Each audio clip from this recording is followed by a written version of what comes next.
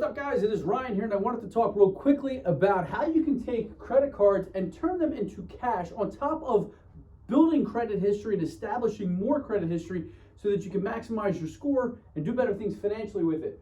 Let's just say, for example, I pulled some of the most commonly used credit cards or the most commonly sought after credit cards, and in this particular order for a reason. Number one, Chase, there's a 5 and 24 rule. I'll actually put this over here if you don't know what it is. Look it up. They only allow you to get 5 cards in 24 months, and that could be any cards. It doesn't have to just be Chase cards. If you get a Discover or a Citi card or an Amex card, that goes towards the 5 and 24 rule. But let's just say you get your first Chase card, okay? Let's just say this is today. And this card here has a $150 sign-up bonus.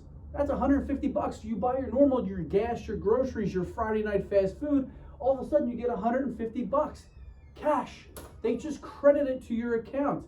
What's the next thing? Let's just say you go after an Amex card, okay? Blue business or the Blue Cash Preferred card. This card here will give you a $300 cash bonus. What you want to do is once you've gotten this card, they typically allow you 3 months. You spend your normal $3,000 worth of groceries and stuff over 3 months, you get your bonus. Then you move on to the next one. This is why you want to tier these. Plus, what happens is you're spreading out the inquiries. You get the Amex card, that's a $300 cash bonus. Again, you take 3 months to get it, 3 new on-time payments. You're going to see a little bump in your credit score. Then you're also going to see another $300 in your bank account. Okay? Next, we have Discover. Discover has the first year cash back match.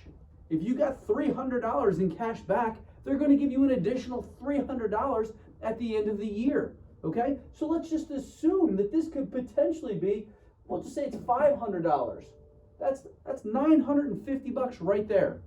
And then when you're finished, you've established your first couple good credit cards, you go after another card where you get your last bonus if they have one. I don't think the Citi Double Cash card does, but the Citi Double Cash has 2% cash back on every single purchase. Meanwhile, this whole time, what are you doing? Every single month, you're getting green check marks showing on-time payment history all the way through. What does that do? That builds up your credit score so that when you apply for a mortgage, now they have something to go off of from you.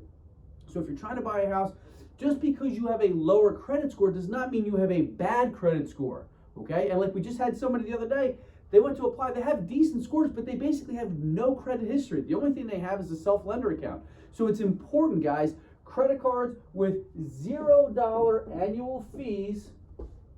I'm okay with you spending $95, but $0 annual fee credit cards, they're the best and the easiest, especially if they're cash back cards. Why? You don't have to figure out what to do with the points.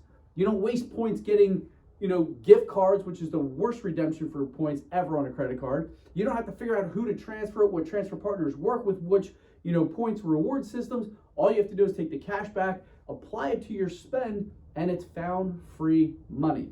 All the while, you're building up your credit score so that it opens you up so that if you want to buy a house, if you're looking to invest in another property, maybe you need to buy a car, you're looking to start a business and building business credit, all these things can come from it by establishing good financial practices, okay? Hopefully this was helpful for you guys. If you have any questions, let us know. But remember, when you're trying to make a purchase like buying a house, the bank, before they're going to give you $200,000, $300,000, or $500,000, they want to see how you can handle a couple $1,000, $3,000, and $5,000 credit cards to see if you're responsible with your finances. All right? Hope that was helpful. If you have any questions, let me know. Otherwise, we'll catch up with you later.